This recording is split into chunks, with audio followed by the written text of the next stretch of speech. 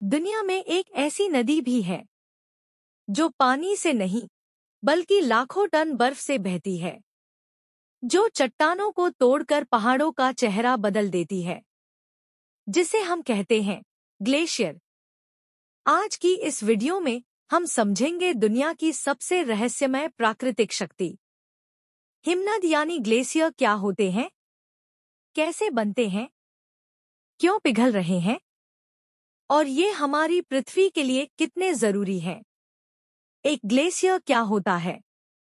Glacier एक धीरे धीरे बहने वाली विशाल बर्फ की नदी होती है। ये साधारण बर्फ नहीं होती, यह हजारों लाखों सालों से जमा हुई ठोस, भारी और दबाव वाली बर्फ है। जहाँ साल भर ठंड रहती है और तापमान शून्य से बहुत नीचे होता है, वहाँ बर्फ इकट्ठी होती जाती है और समय के साथ ग्लेशियर बन जाता है। दो ग्लेशियर कैसे बनता है?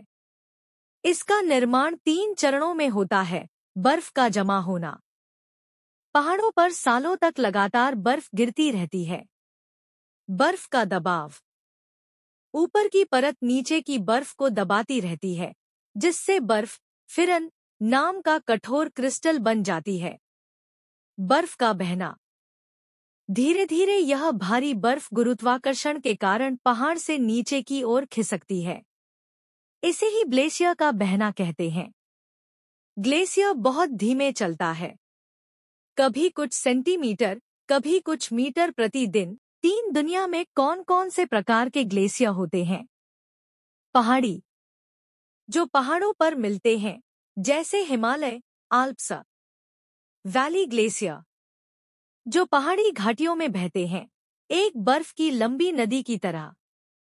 कॉन्टिनेंटल ग्लेशियर, पूरे महाद्वीप को ढक देने वाले, जैसे एंटार्कटिका, ग्रीनलैंड। ये दुनिया की सबसे बड़ी बर्फ है। पृथ्वी का लगभग 10% इन्हीं से ढका है। 4 भारत के प्रसिद्ध ग्लेशियर। भारत में हिमालय क्षेत्र में 9000 से ज्यादा ग्लेशियर हैं। सबसे प्रसिद्ध हैं सियाचिन ग्लेशियर, दुनिया के सबसे ऊंचे और कठिन इलाके में। गंगोत्री ग्लेशियर, गंगा नदी यहीं से जन्म लेती है। यमुनोत्री ग्लेशियर, यमुना नदी का उद्गम। पिंडारी ग्लेशियर, उत्तराखंड का खूबसूरत ट्रैक। मिलम ग्लेशियर, कुमाऊं का सबसे बड़ा हिमनद। ये ग्लेशियर सिर्फ बर्फ नहीं, बल्कि हमारी नदियों का जीवन है। 5 ग्लेशियर क्यों जरूरी हैं? ताजे पानी का सबसे बड़ा भंडार। दुनिया के 68% फ्रेश वाटर सिर्फ ग्लेशियरों में है। नदियों का जन्म गंगा, यमुना, सिंधु, ब्रह्मपुत्र, ये सब ग्लेशियरों से ही बहती हैं। धरती का तापमान नियंत्रित करते हैं। बर्फ सूरज की रोशनी को वापस अंतरिक्ष में भेजती है। इससे पृथ्वी ठंडी रहती है। कृषि और जीवन का आधार। ग्लेशियरों का पिघलता पानी करोड़ों लोगों की खेती, पीने के पानी और बिजली को चलाता है। 6 ग्लेशियर कैसे चलते हैं? ग्लेशियर एक स्लोमोशन नदी की तरह नीचे की ओर बहते हैं। इनके बीच में दरारें बनती हैं, जिन्हें क्रीवासिस कहते हैं। कभी कभी ये बर्फीली नदियां चट्टानों को तोड़कर नई घाटियां और झीलें भी बनाती हैं, जैसे मोरीन झीलें। 7 ग्लेशियर क्यों पिघल रहे हैं? आज दुनिया भर के ग्लेशियर तेजी से पिघल रहे हैं, जिसका सबसे बड़ा कारण है ग्लोबल वार्मिंग, बढ़ता तापमान, जंगलों की कटाई, प्रदूषण, कोयला और पेट्रोलियम का अत्यधिक उपयोग। इन सब के कारण हमारे हिमनद सिकुड़ रहे हैं। कुछ ग्लेशियर तो पूरी तरह गायब भी हो चुके हैं। 8 ग्लेशियर पिघलने के खतरे। बाढ़ का खतरा बढ़ता है। अचानक बड़े हिस्से के टूटने से ग्लेशियल फट बाढ़ आती है। नदियां सूखने लगती हैं। ग्लेशियर खत्म होने पर नदी का पानी कम हो जाता है। समुद्र का स्तर बढ़ता है। ग्रीनलैंड और अंटार्कटिका के पिघलने से दुनिया में बाढ़ आ सकती है। मौसम अस्थिर होता है, यहाँ तक कि दुनिया का मौसम चक्र बदलने लगता है। ग्लेशियर कैसे बचा सकते हैं?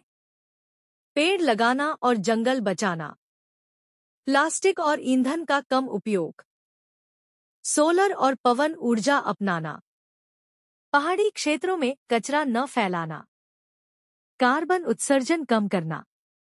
ये छोटे छोटे कदम ग्लेशियरों को बचाने में बड़ी भूमिका निभा सकते हैं। ग्लेशियर सिर्फ बर्फ नहीं है, ये हमारी धरती की लाइफलाइन है। अगर ये बचे रहेंगे तो नदियां जिंदा रहेंगी, और नदियां रहेंगी तो मानव जीवन रहेगा। तो आइए प्रकृति का सम्मान करें और पृथ्वी को सुरक्षित रखें। दोस्तों, अगर आपको ग्लेशियरों के बारे में यह जानकारी पसंद आई हो तो मेरे चैनल को लाइक, सब्सक्राइब और शेयर जरूर करें। और हाँ, एक सवाल, अगर कभी आपको मौका मिले तो आप कौन सा ग्लेशियर घूमने जाना पसंद करेंगे? गंगोत्री, सियाचिन या पिंडारी? अपने जवाब नीचे कमेंट में जरूर बताना।